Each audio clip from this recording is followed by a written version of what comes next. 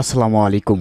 ABC আন্তর্জাতিক খবরে আপনাকে স্বাগতম। শুরুতেই সংবাদ শিরোনাম, এরপরেই বিস্তারিত।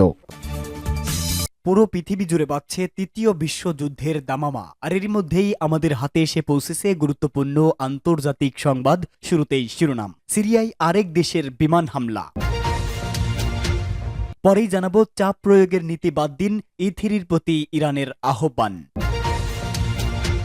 জানাবো সিরিয়ার ঘটনা, আমেরিকা ও ইহুদিবাদী ইসরায়েলের যৌথ পরিকল্পনার ফসল, জনগণকে দেওয়া সর্বোচ্চ নেতার সাক্ষাৎকার।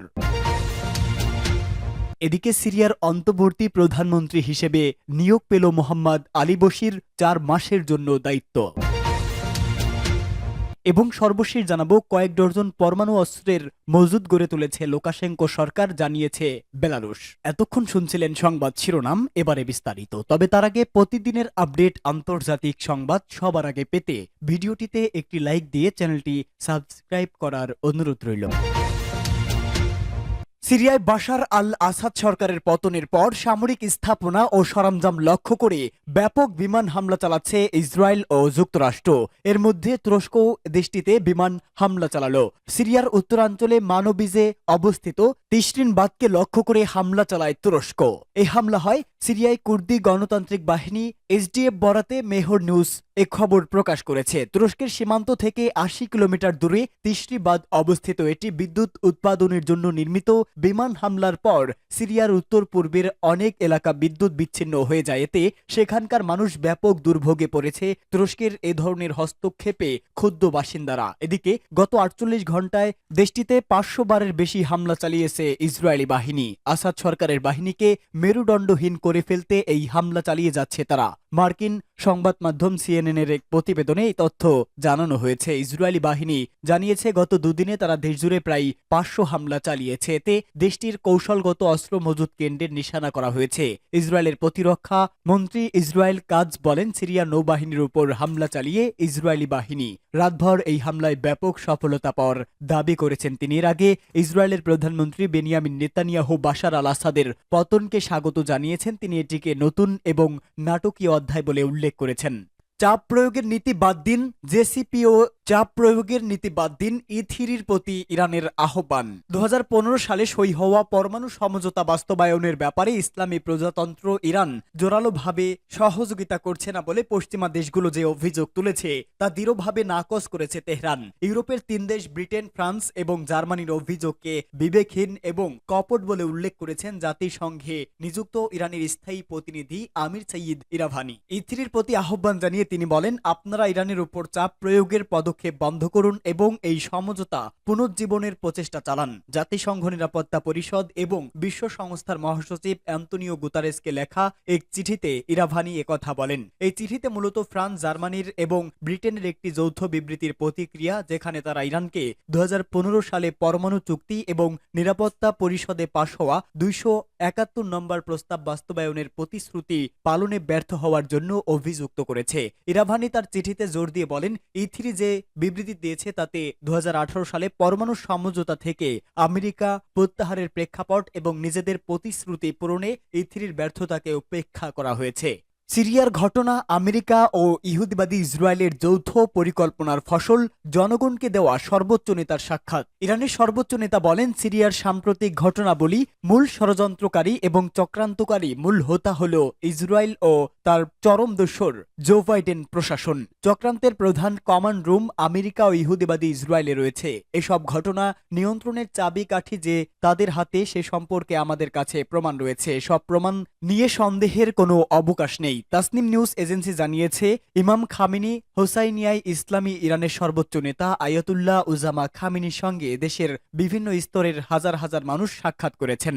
এতে কোনো সন্দেহ নেই যে সিরিয়ায় যা ঘটছে তা আমেরিকা ও ইসরায়েল যৌথ পরিকল্পনার ফসল। হ্যাঁ, সিরিয়ার একটি প্রতিবেশী সরকার এক্ষেত্রে একটি সুস্পষ্ট ভূমিকা পালন করেছে এবং করে যাচ্ছে, সবই তা দেখছে। কিন্তু নিঃসন্দেহে মূল ষড়যন্ত্রকারী এবং চক্রান্তকারী আমেরিকা ও ইহুদিবাদী ইসরায়েল। প্রতিরোধ ফ্রন্টের বিশিষ্ট হলো যত বেশি ধাক্কা দেবেন তত তারা শক্তিশালী হবে, যত বেশি অপরাধযোগ্য চালাবেন তত বেশি উদ্যমী হবে। আপনি তাদের সাথে যত বেশি লড়াই করবেন তত বেশি তারা বিস্তৃত হবে।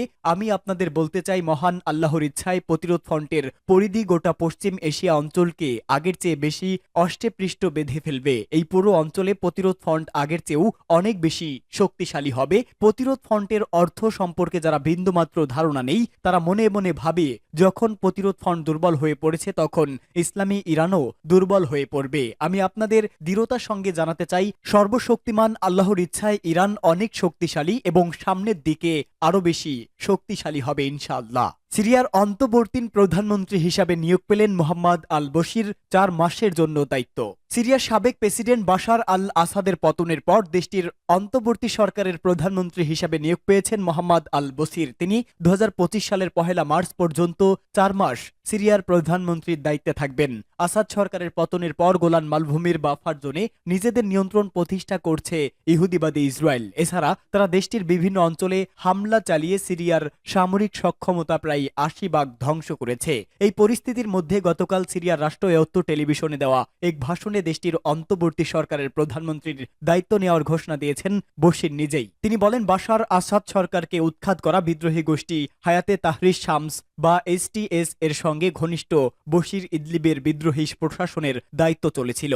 টেলিভিশনের বক্তৃতায় মোহাম্মদ বশির বলেন, আজ আমরা মন্ত্রিসভায় বৈঠক করেছি। বৈঠকে ইদলিব ও এর আশেপাশে এলাকায় সিরিয়ান স্যালভেশন গভর্নমেন্ট বা এসএসজির প্রতিনিধি এবং ক্ষমতাচ্যুত সরকারের লোকজন ছিল। তত্ত্বাবধায়ক সরকারের কাছে নথিপত্র ও প্রতিষ্ঠান হস্তান্তরের জন্য এই বৈঠক হয়। বশির এর আগে সিরিয়ান স্যালভেশন সরকারের উন্নয়ন মন্ত্রী হিসেবে কাজ করেছেন। মোহাম্মদ আল বশিরের জন্ম ১৯৮৩ সালে সিরিয়ার উত্তর পশ্চিমাঞ্চলীয় ইদলিব প্রদেশে। চলতি বছরের জানুয়ারি মাসে তাকে ইদলিবে সিরিয়ান স্যালভেশন গভর্নমেন্ট বা এসএসজির প্রধান মনোনীত করা হয়। সিরিয়ান গ্যাস কোম্পানির সাবেক কর্মী বশির ইঞ্জিনিয়ার, শরিয়া ও আইনে ডিগ্রি অর্জন করেছে।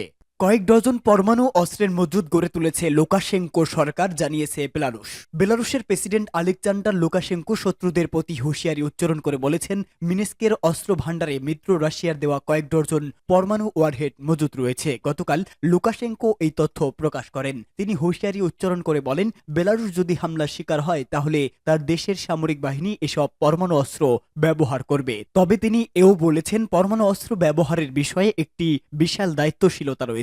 একই সাথে তিনি জানিয়েছেন, রাশিয়াপন্থী এই দেশটি মস্কোর কাছ থেকে পাওয়া সর্বাধুনিক হাইপারসোনিক ব্যালিস্টিক ক্ষেপণাস্ত্র মোতায়েনের জন্য ক্ষেত্র প্রস্তুত করেছে। তিনি জানান, এর মধ্যে হাইপারসোনিক ক্ষেপণাস্ত্র মোতায়েনের জন্য প্রায় ৩০টি জায়গা প্রস্তুত করা হয়েছে।